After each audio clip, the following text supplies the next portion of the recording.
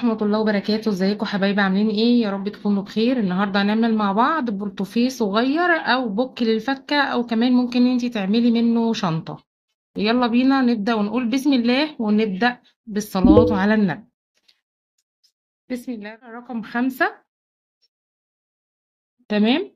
تقدري تستخدمي إبرة أصغر من كده وإبرة أكبر من كده، وهيبقى المقاس معاكي برضو مظبوط. بس لما بتكبر الإبرة فالمقاس بيكبر شوية، لو صغرتيها فبيصغر شوية. على طول ب 14 سلسلة. طبعا ده اللي هو البوك بتاع الفكة الصغير، نفس المقاس ده، بس طبعا الخيط بيبقى أكبر. يعني لو خيط كليم تعملي نفس المقاس بنفس الخطوات معايا بالظبط، والشنطة هتبقى كبيرة. طبعا هي هتبقى شنطة، مش هتبقى بورتوفيه ولا بوك صغنن.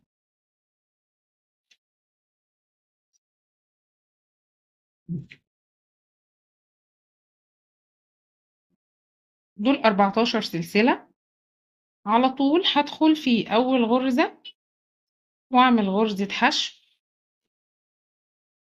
وأكرر بغرزة الحشو.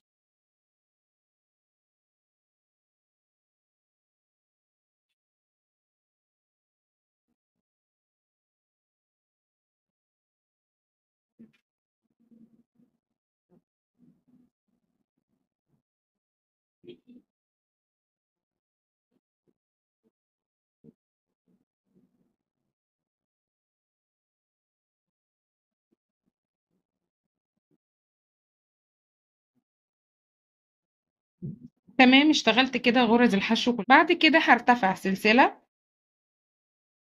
وهلف الشغل. قبل ما الف الشغل طبعا عايزه اتاكد ان عندي كام غرزه: واحد اتنين تلاته اربعه خمسه سته سبعه تمانيه تسعه عشره حداشر اتناشر 13 غرزه. احنا بدأنا ب14، وكانت الغرزه ال14 عشان اشتغل غرزه الحشو.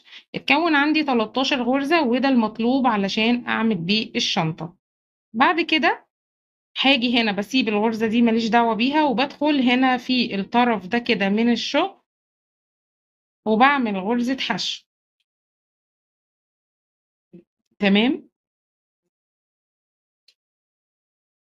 وبعد كده كمان غرزة حشو. دي كده اتنين تلاتة أربعة خمسة. أنا هنا كل الشغل بتاع الشنطة بيبقى فيه الجزء الخلفي كده من غرزة السنبلة. طبعا هنا دي كده غرزة عندي. تمام. يبقى أنا عديت 5، لكن بيتحسب من الغرزة الأولانية بتاعت الارتفاع. اتحسبت معايا غرزة، أدي واحد اتنين تلاتة أربعة خمسة. ورقم 6 دي بدخل وأعمل فيها غرزتين بدل غرزة واحدة. بعد كده الغرزة اللي بعدها برضو بعمل غرزتين من الحشو، واللي بعدها كمان غرزتين. يبقى أنا اشتغلت تزايد في الثلاث غرز اللي في النص عندي هنا. وبعد كده عندي 5 غرز تانيين هدخل وأعمل فيهم غرزة حشو فردية فقط.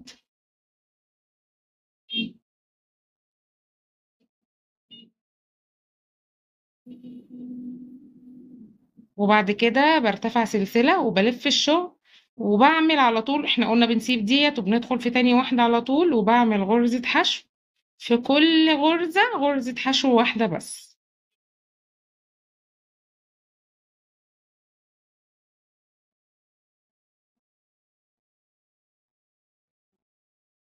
خلاص اتفقنا ان هي بتبقى في الجهة بس الخلفية دي من الغرز.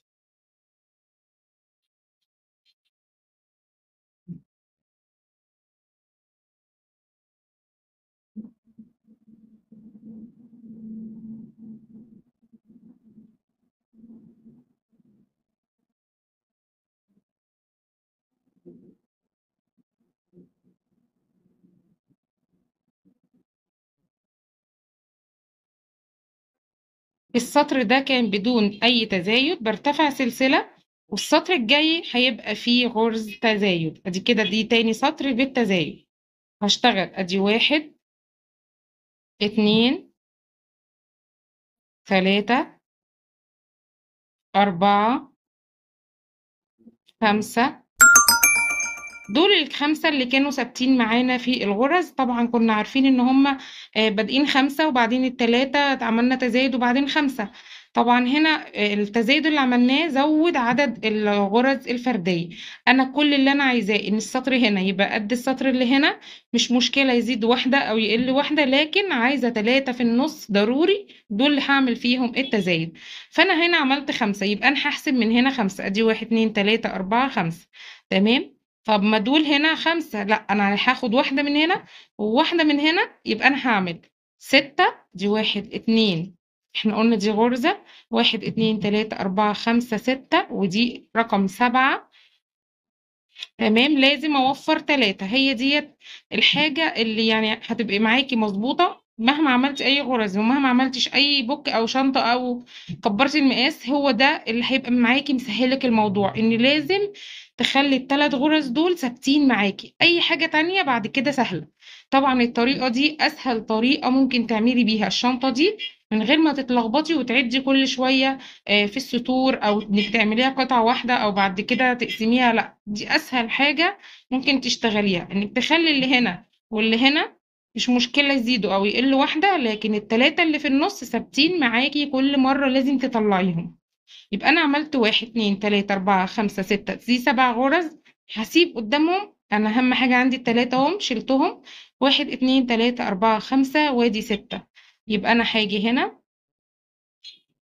دي 7 ودي 6، مش مشكلة عندي يقل واحدة، كده كده هترجع في الآخر تتظبط تاني معايا. اشتغلت اهو ال3 غرز، عندي تزايد،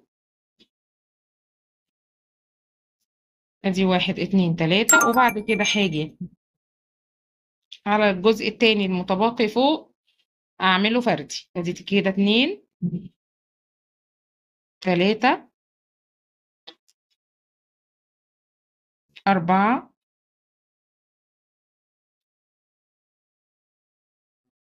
5 6. بعد كده هعمل ايه؟ بعد كده هرتفع سلسلة وعلى طول هنعمل غرز حشو فردية.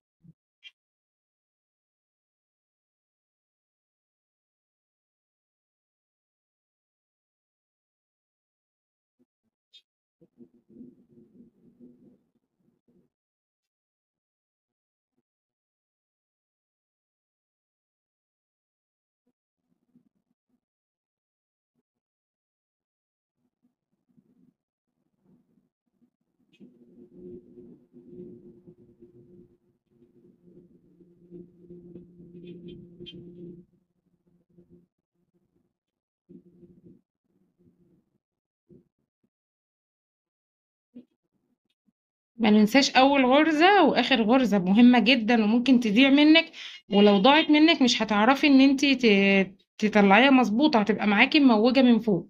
تمام. بعد كده هرتفع سلسلة والف الشغل، اتفقنا بنسيب الجزء ده وبندخل في تاني غرزة على طول. ودي بقى اخر سطر عندي. احنا بنعمل زي ما هما 3 سلاسل، بعمل لهم 3 تزايد، وبعد كده خلاص بنوقف تزايد. طبعا انا هنا هشتغل، المرة اللي فاتت عملت 7 في أول واحدة، أكيد طبعا هيزيدوا وهيبقوا 8. نعد ونشوف هيطلعوا 8 أو 9 ونشوف مع بعض. أدي 1، دي طبعا غرزة، 1 2 3 4 5 6 7 8، 1 2 3 4 5 6 7 8، والثلاث غرز عندي اتكونوا ورجعوا من تاني من غير أي تناقص في أي غرز، يعني رجعوا هنا 8 وهنا 8، والتلاتة عندي ثابتين. آخر خلاص ده سطر في التزايد، هشتغل ال3 غرز تزايد وخلاص. دي أسهل طريقة للشنطة. بعد كده اشتغلت ال3 تزايد، يلا بينا بقى على ال8 الفردي.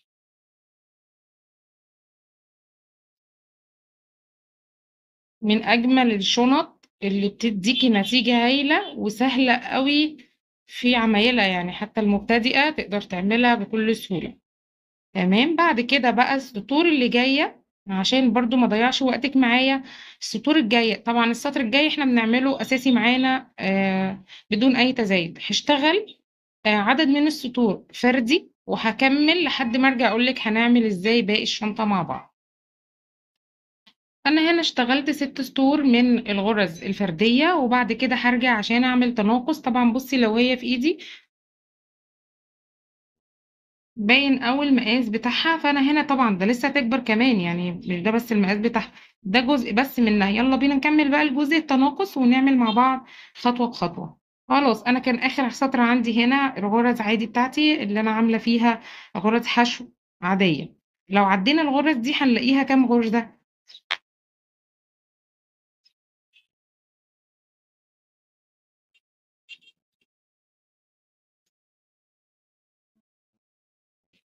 طبعا هما 8 و8 16 كانوا موجودين اخر حاجة معايا، وبعد كده عملت الثلاث غرز اللي في النص دول. هنا عندي 21 غرزة، وعندي هنا طبعا السلسلة بتاعت أول الغرز دي كده يبقى 22.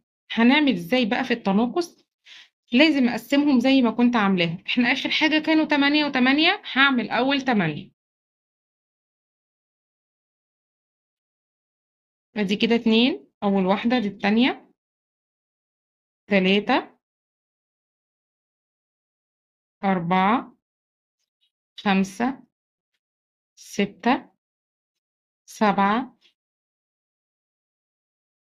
8.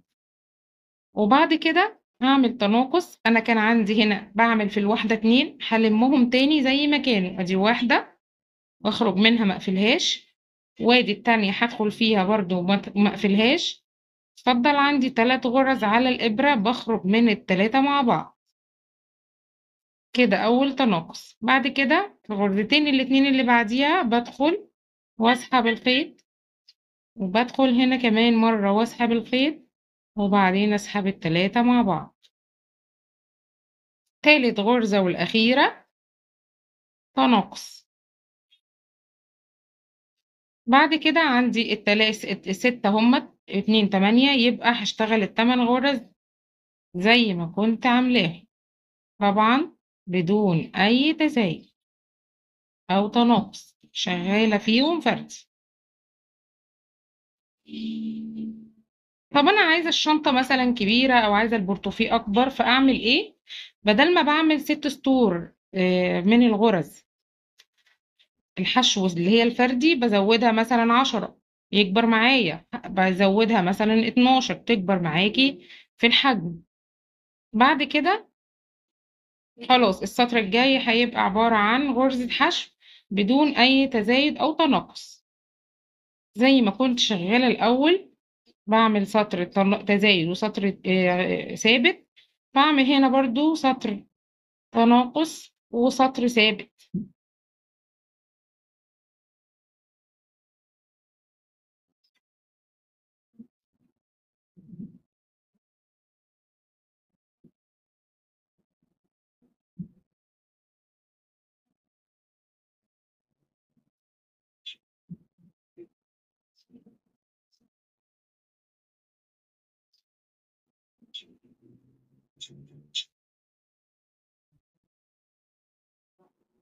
منساش الغرزة دي ضروري جدا، لأنها الغرزة اللي فوق دي هي اللي بتظبط معاكي الشنطة. تمام. بعد كده هرتفع سلسلة وهلف الشغل، ونبتدي بقى الغرزة الجديدة. ادي واحدة، وادي التانية، التالتة، رابعة، 5، 6، هعمل 7.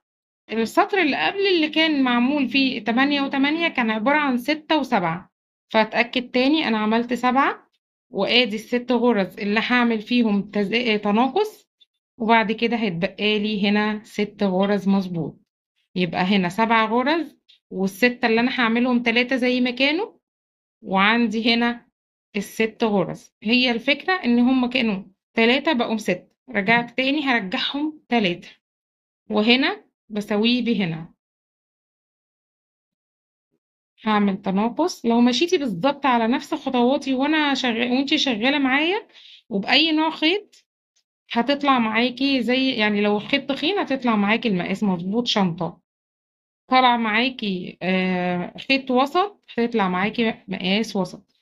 خيط رفيع وإبرة صغيرة هيطلع معاكي المقاس صغير. يبقى الشنطة دي بالذات الاختلاف ان انت بتستخدمي سمك الخيط، وفي نفس كمان الوقت ان انت بتزودي عدد السطور الفردية. ده اللي هيفرق معاكي في حجم الشنطة. طبعا كمية الخيط اللي انا مستخدماها في الشنطة ما يتعداش حاجة، يعني حاجة بسيطة جدا. وزي ما اتفقنا ممكن نستخدم كمان خيط بواقي خيوط. هنا طبعا هعمل الدور ده ثابت، مفيش اي تناقص.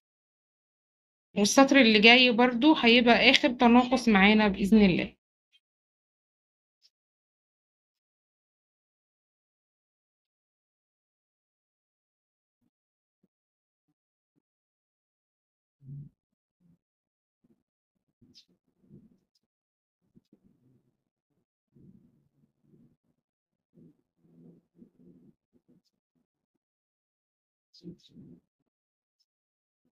آخر سطر يلا بينا بقى، ده هنعمل فيه التناقص. طبعا احنا حاسبين دي واحدة، ادي التانية بسيبها وادخل في تاني واحدة، ادي كده اتنين، تلاتة، أربعة، خمسة. وبعد كده الستة اللي جايين تناقص على طول.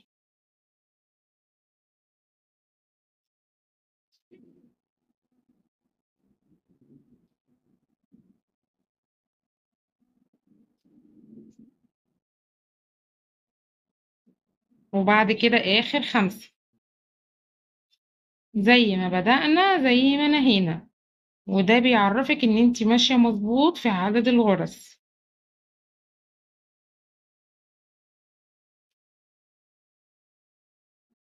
خلاص خلصت السطر، برتفع سلسلة وهلف الشغل بقى. خلاص هعمل ايه؟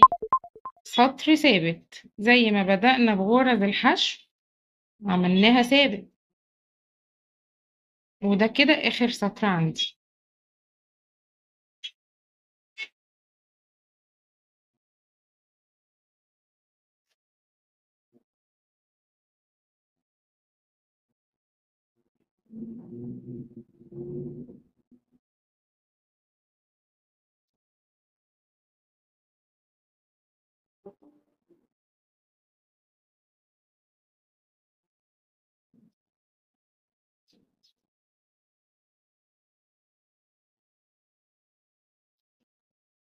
هاجي بقى هنا، المفروض ان انا هقطع الخيط واخيط الجزء ده مع بعضه. يلا بينا. هاجي هنا كده، انا طبعا هي الشنطة مش هيفرق معاكي الوش من الظهر، فاحنا هنيجي هنا واشبك اول واحدة. ممكن تعمليها عادي بالإبرة، وممكن ان انتي تعمليها طبعا بخيط في الجزء الخلفي من جوه عشان يعمل معايا سور لبره بمنزلقة. خياطة عادية بإبرة بتاعت خياطة الكروشيه. هاجي كده واعمل منزلق.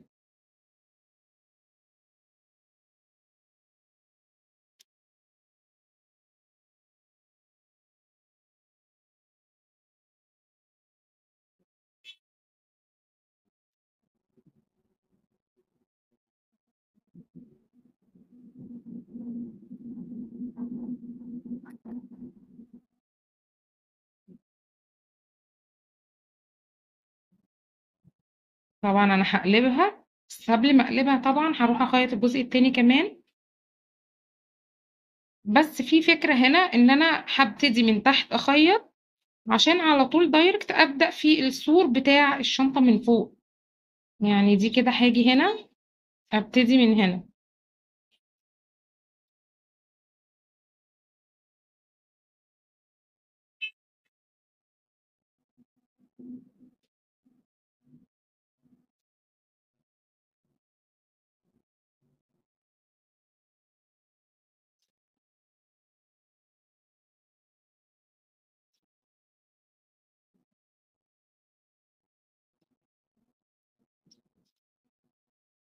تمام. بعد كده هشتغل بقى هنا غرز منزلقة.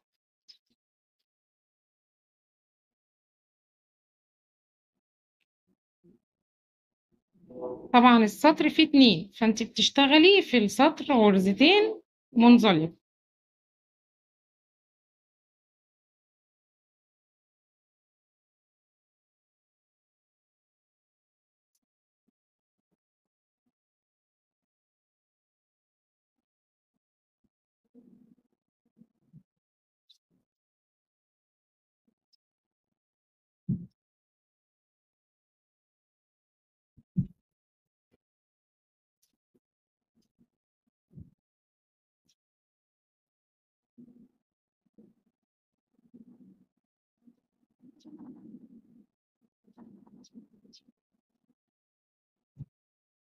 هكمل بغرز المنزلقة وارتفع سلسلة برضو، وكمل 4 أدوار من غرز المنزلقة.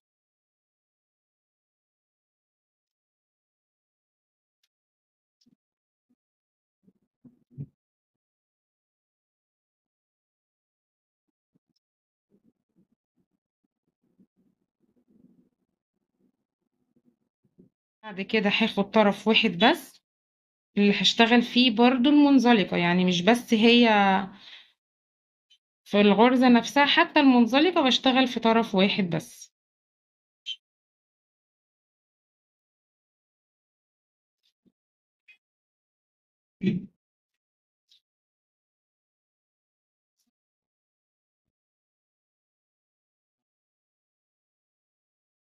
وهكمل كده بنفس الطريقة، أعمل غرز منزلقة 4 سطور، ده تاني سطر، فاضل سطرين.